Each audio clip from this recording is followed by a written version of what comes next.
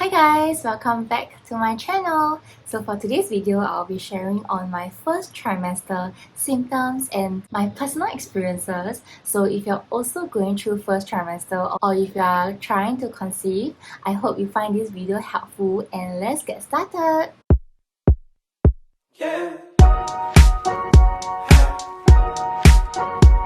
For today, I'll be focusing on my symptoms and my body changes, basically how I felt over my first trimester, which is from week 1 to week 13 or week 12.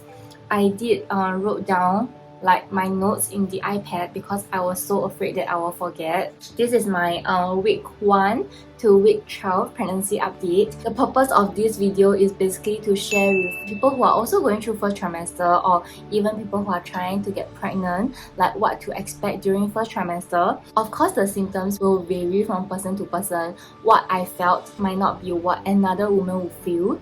So this is just based on my personal experience, and I hope this will be helpful to anyone out there who is watching. So when I first discovered my pregnancy, I was around week 3 to week 4 pregnant. I used the clear blue digital test kit to test for my pregnancy. It indicated 3+, so I believe that was the maximum that the kit could test. So that was when I found out, which was the first week of June. I still remember very clearly. Okay, so after I discovered my pregnancy, I immediately went to research on the gynae in Singapore. So we started choosing like which hospital and which gynae do we want to see throughout our pregnancy. If you guys are interested on that, do let me know in the comments down below because it's a whole new chapter by itself. If you guys request for that video, I will probably do a separate video for that. My first gynae appointment was when I was in week 6.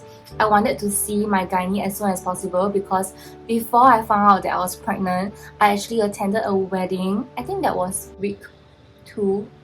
about week 2 into my pregnancy. So I attended a wedding and I had a few glasses of wine. So I was so worried that it would cause like implication or like it would harm my baby. So I just couldn't wait to see my gynae because I needed some reassurance that it was fine. When I first saw my gynae, it was week 6 and I believe I have done a vlog and I will include the vlog over here in case you miss it.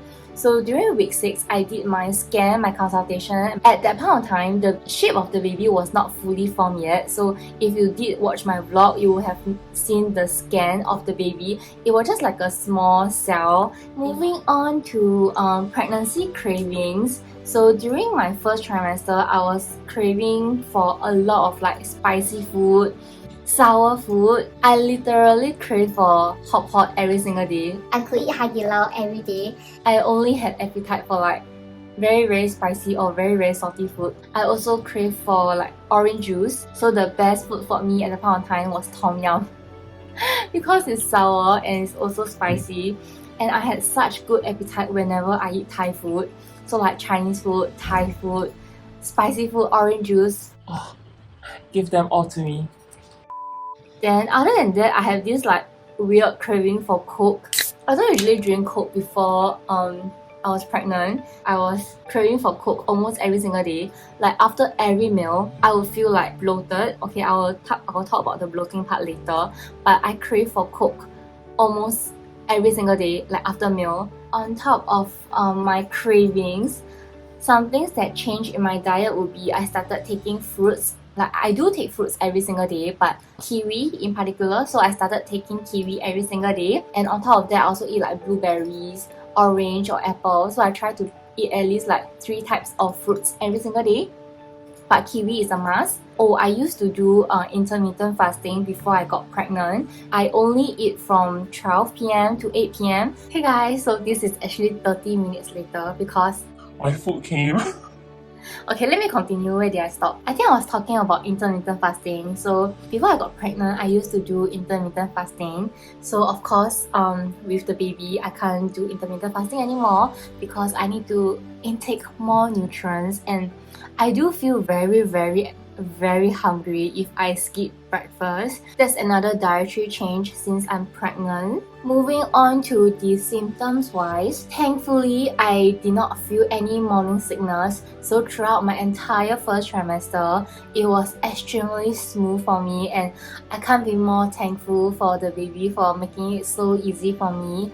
Like I feel that if my first pregnancy is like so tough and so difficult, I might have second thoughts when it comes to my second pregnancy. But thank God I didn't feel any of the morning sickness, nauseous, or like anything at all. So because of the fact that I didn't feel anything, like I had zero symptom, like sometimes I will wonder, or I will even ask Sean, like, is there really a baby inside me? Because I feel nothing at all. Like really on some days, even during like week 8, week 10, I felt nothing, like no morning sickness, no urge to vomit. My appetite was amazing, like everything was good. That was pretty much like all I felt during first trimester. The only difference that I felt was that after meals, I tend to feel bloated to the extent that it can get a little bit uncomfortable. The next day. Hi guys, I'm back. Okay, I'm not really back, but I realized I missed out one point from my video yesterday. So during my first trimester, another symptom that I observed was that I had to wake up to pee almost every single night, and it has never occurred to me before, only after I got pregnant. And even after I tried my best to clear my bladder before I go to bed, I still had to wake up to pee. Not sure it was because of the position of the baby that was pressing against my bladder, which made me want to pee more often. But yeah, that was something that was really challenging for me because I love to sleep so much, but I couldn't sleep well, like as well as last time, because I had to wake up to pee almost every single day. But then now I'm in my second trimester. It has gotten better, so I will give you guys an update in my second try vlog. So yeah, that's the quick update that I wanted to share with you guys. But other than that, I didn't experience any vomiting. I didn't experience any I didn't experience any pregnancy symptom during my first trimester. So it was really like smooth sailing for me, and I really thank God for it. But because of the fact that I felt like no symptoms, some days I will be worried, like, is the baby still alive in me, or is there still like heartbeat? At least if you feel like morning sickness, or you feel like nausea, or you feel like vomiting, you know that the baby is inside you. But for me, because I felt like nothing at all, so sometimes I will wonder, am I really pregnant? Is there really a baby inside me? Am I like still carrying the baby? But most importantly, as long as there is no bleeding from below, your baby should be safe. Especially knowing the fact that first trimester tends to have the highest risk for miscarriage, and it is also when the baby tends to be the most unstable. So this is the most crucial part of the whole pregnancy journey, in my opinion. So you do want to observe if you have any spotting or any bleeding from below. Aside from the symptoms, in terms of physical changes, I didn't feel there was any like physical changes during like first trimester from week 1 to week 12. I didn't gain any weight at all. During my gynae visits, I always take my blood pressure as well as my height and weight.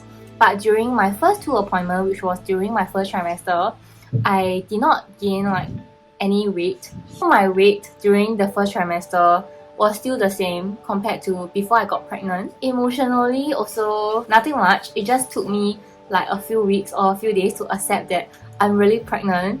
So like when I first took the test, I couldn't believe that there's really like a mini me growing inside me. There's another heartbeat inside me. Like, just can't describe this feeling. Surreal. Oh, this feeling is very surreal. Yes, correct. So yeah. Correct what?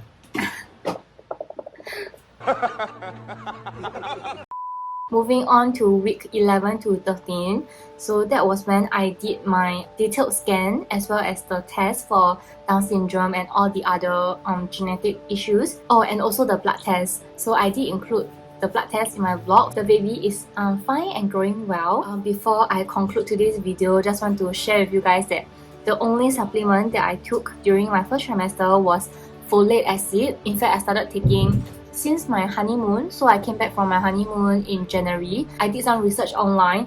You actually have to like build up the folate level in your body when you're trying to conceive. So ideally 3 months before you actually get pregnant, you should be taking your folate acid. So I started taking my folate acid in January, and I got pregnant in early May. And of course, after you are pregnant, you are still supposed to continue with the folate acid, which I did. So I continued taking my folate acid every single day. For the supplements that I've been taking during my second trimester, which is now, I will share with you guys during my second trimester video. I guess that concludes what I want to share today. Basically everything that I felt, all the symptoms, and what I did differently, or what are the changes that I introduced to my routine. So if there's any questions on my pregnancy journey, you can let me know in the comments down below. Do subscribe to my channel because I'll be filming more of the pregnancy related content. So today will be first episode of my mom-to-be journey, and there will be more to come. So that concludes this video. I hope you find this video helpful. Do let me know if you have any further questions, and I will see you in the comments down below. Bye!